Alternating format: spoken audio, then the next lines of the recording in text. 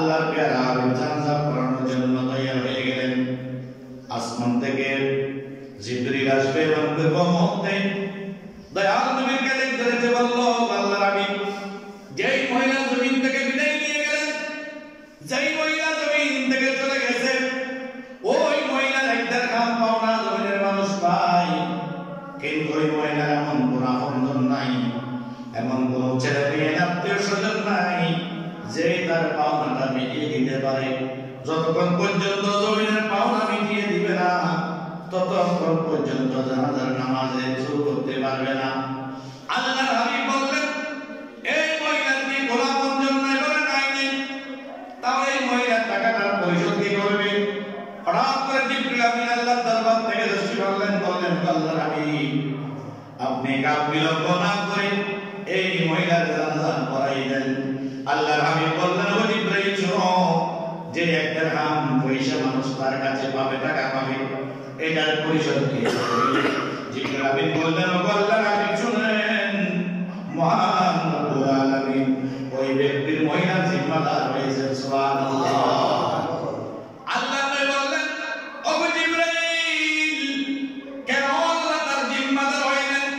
এমন কি আমল ওই মহিলার মধ্যে ছিল, এমন কি আমল ওই মহিলা করেছেন যার জন্য মহান রব্বুল আলামিন তার জিম্মাদারিত্ব নিলেন?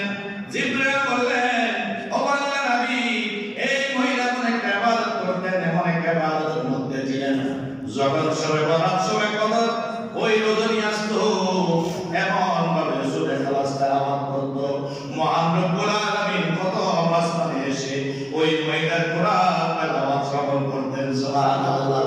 আমার আল্লাহ বলেন, আজকের দিন থেকে কিয়ামত পর্যন্ত পৃথিবীর জমিনে যত মানুষ আসবে, যত পুরুষ মহিলা জমিনের মধ্যে আসবে, এই মহিলার মতো কোরআন তেলাওয়াতকারী আর কেউ হবে না।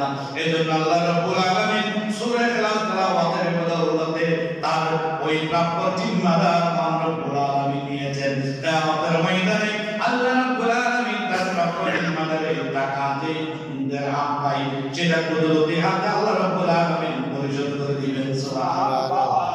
কেমন ইবাদত, আমল, আমল এমন একটা জিনিস, আপনি যত আমল করবেন আপনার আমলটা সুন্দর হবে, তবে হ্যাঁ, আমল করার পূর্বে আপনার ঈমানটাকে ঠিক রাখতে হবে বলে বলেছেন। সুবহানাল্লাহ। হাদিস শরীফে আল্লাহর হাবিব বলেছেন, আখলিস দীনাকা ইয়াকফিকাল আমালুল কলিল।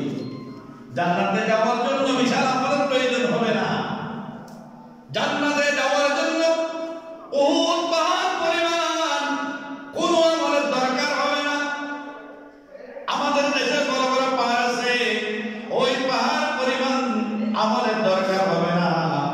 আপনি আমল করতে থাকেন, এমন একটা আমল আল্লাহর দরবারে কবুল হয়ে যাবে, ওই অল্প আমলের কারণে আল্লাহ আপনাকে জান্নাত দিয়ে দিবেন। সুবহানাল্লাহ। আর আমল করার সময় আপনাকে ঈমান ঠিক রেখে আমল করতে হবে। ঈমান ঠিক রেখে। ওলি আল্লাহদের শিক্ষা কি? ওলি আল্লাহদের শিক্ষা হচ্ছে মানুষদেরকে অসৎ থেকে এনে সৎ পথে করা, পরিচালিত করা। অস্ত্র নিয়ে দৌড়তেছে, ছুরি নিয়ে দৌড়তেছে, এমন মানুষদেরকে দেখে টেনে আপন হাতে হাত থেকে এমন কারণ প্রভাব তার অন্তরের মধ্যে ঢুকিয়ে দিলেন, তার হাত থেকে অস্ত্র পড়ে গেছে, তরবারি পড়ে গেছে, হিংসা চলে গেছে, বিদ্বেষ চলে গেছে। ওই আল্লাহর ওলির সোহবতের কারণে সে পবিত্র আল্লাহর বান্দা হিসেবে পরিগণিত হয়েছে। সুবহানাল্লাহ।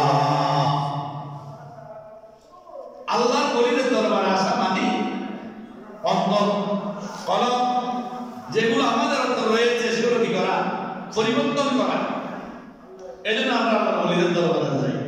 আর আল্লাহর ওলিরা কখনো মানুষদেরকে মারামারি শেখায় নাই, যুদ্ধ বিগ্রহ শেখায় নাই, হিংসা বিদ্বেষ শেখায় নাই, তাদের কাছে কোনো প্রকারের মারামারি যুদ্ধ বিগ্রহ নাই।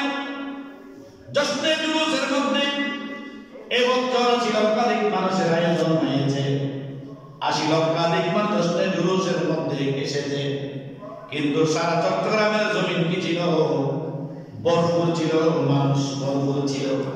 একটা ছোট্টখাটো দুর্ঘটনা পর্যন্ত সেখানে ঘটে নাই। উচ্চ আওয়াজে বলুন সুবহানাল্লাহ। ঘটে নাই? সেখানে আওলাদের রাসূল আছে, আওলাদের একজন আমাদের গায়ে ফললেও সরি বলে কি হয়ে গেছে, বিকমাত হয়ে গেছে। কি আপনারা দেখেন বর্তমানে কি পরিস্থিতি দেশের মধ্যে বিরাজ করতেছে, লাঠি সুতা, মারামারি, হানাহানি, উগ্রবাদী, এগুলো ইসলাম কখনো সমর্থন করে না। জঙ্গিবাদ ইসলাম সমর্থন করে না। ইসলাম বলেছে এটা এমন একটা ধর্ম, এই ধর্মটার মূল মন্ত্র হচ্ছে আল্লাহ নবী এবং আল্লাহ পর্যন্ত মানুষদেরকে সঠিক পথ পেয়ে আল্লাহ পর্যন্ত পৌঁছে দেওয়া। মারামারি করে ইসলাম কায়েম করা যাবে না, জঙ্গিবাদ করে ইসলাম কায়েম করা যাবে না, উগ্রবাদ করে ইসলাম কায়েম করা যাবে না। ইসলামের শিক্ষা ওইখান থেকে নিতে হবে যে উমর রাদিয়াল্লাহু তাআলা আল্লাহর হাবিবকে উন্মুক্ত তরবারি হাতে মারতে আসা উম্মত, প্রতিমধ্যে বোন এবং প্রতিমধ্যে কোরআন তেলাওয়াত শুনে তাদের কাছে কোরআনের মমিও বাণী ছিল। সাইয়েদনা ওমর ইবনে খাত্তাব রাদিয়াল্লাহু তাআলা আল্লাহর হাবিবের দরবারে আসতেছেন, আল্লাহর হাবিবকে কতল করার জন্য, মেরে ফেলার জন্য। অন্যান্য সাহাবায়ে কেরাম বলতেছে, ও আল্লাহর রাসূল হযরত ওমর ইবনে খাত্তাব আসতেছে, কুরাইশ বংশের সবচাইতে শক্তিধর মানুষ, যার কথা শুনলে মানুষ তত্তর করে কাঁপে। ওই উমর আপনার দরবারে আপনাকে হত্যা করার জন্য আসতেছে। আল্লাহর হাবিব হাত উপর দিকে তুলে দিলেন, আল্লাহর দরবারে দোয়া করলেন, ও আল্লাহ তুমি তো বড় দয়ালু মেহেরবান, যে উমর আমাকে মারার জন্য আসতেছে ওই উমরকে তুমি নিজের জন্য কবুল করে নাও। সুবহানাল্লাহ। রাসূল দোয়া করে দিয়েছেন, আর উমর ইবনে খাত্তাব এসে রাসূলের দরবারে তরবারি ফেলে দিয়ে কদমের মধ্যে পড়লেন, আল্লাহর হাবিব আপনি আমাকে কালেমা সহ ঈমানদার করে দেন। সুবহানাল্লাহ। এটা হচ্ছে ইসলাম, এটা হচ্ছে ধর্ম। ইসলাম অন্যান্য ধর্মাবলম্বী যারা আছে তাদের নিরাপদ দেওয়ার জন্য আল্লাহর হাবিব কি করেছেন, অর্ডার দিয়েছেন, তোমার অধীনস্থ পাশাপাশি প্রতিবেশী যদি কোনো বিধর্মী তোমার এলাকায় বসবাস করে তার উপরও অত্যাচার করা, তার উপর অন্যায় করার ক্ষমতা সুযোগ ইসলাম তোমাকে। আল্লাহ রাসূলের দরবারে দুজন মানুষ, একজন ইহুদি আর একজন মুসলমান, জায়গার বিরোধ নিয়ে আসছেন। ইহুদি বললেন, আল্লাহর হাবিব আপনি তো আমি জানি বিশ্বাসী, আপনার থেকে বড় বিশ্বাস করতে হবে আর কেউ নেই। আমি আল্লাহ আপনার দরবারে একটা বিচার নিয়ে এসেছি। বলেন বলো তোমার বিচার কি? ছাওয়া কি? বললেন অমুক মানুষের জায়গার মধ্যে আমার জায়গা নাই, কিন্তু আমার জায়গার ভিতরে এসে সে তার জায়গাটা জোরজবরদস্তি করে সীমানাটা আমার জায়গার ভিতরে নিয়ে এসেছে, এটার বিচারের জন্য আসছি। ওই মুসলমান আসছে রাসূলের দরবারে, মুতিয়া রাসূলুল্লাহ আমি তার কাছ থেকে জায়গা পাইছি, আমাকে জায়গা দেয় না। আল্লাহর হাবিব কি জানে না কার দোষ বেশি? আল্লাহর হাবিব বিচার করে দিয়েছেন ওই ইহুদির পক্ষে। বলল তোমার জায়গা যেহেতু তার জায়গা যেহেতু তোমার ভিতরে আছে, এখান থেকে তুমি গিয়ে তার জায়গাটা ছেড়ে দিবা এবং তোমার জায়গা যতটুকু বুঝে নিবা। ওই মুসলমান বলল, মনে করেছিলাম আমি মুসলমান, আমি রাসূলের উম্মত, হয়তো আমাকে রাসূল বিচার করে জায়গা আমার পক্ষে বিচার দিবেন, কিন্তু রাসূল তো আমার পক্ষে বিচার দেন নাই, চলে গিয়েছেন বিচার আমার বিপক্ষে। সেটা উমর ইবনে খাত্তাব রাদিয়াল্লাহু তাআলার কাছে গেলেন, বললেন হুজুর বাইরে আছেন? তিনি বললেন না আছি। বলেন কি ব্যাপার?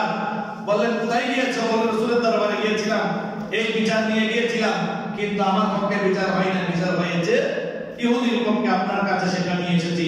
বললেন তুমি একটু বাইরে দাঁড়াও, আমি আসতেছি। বিরোধ থেকে তরবারি এনে এক করে দুটো করে ফেললেন। বললেন যে ব্যক্তি রাসূলের বিচার মানবে না সে মুনাফিক। সে কি? মুনাফিক।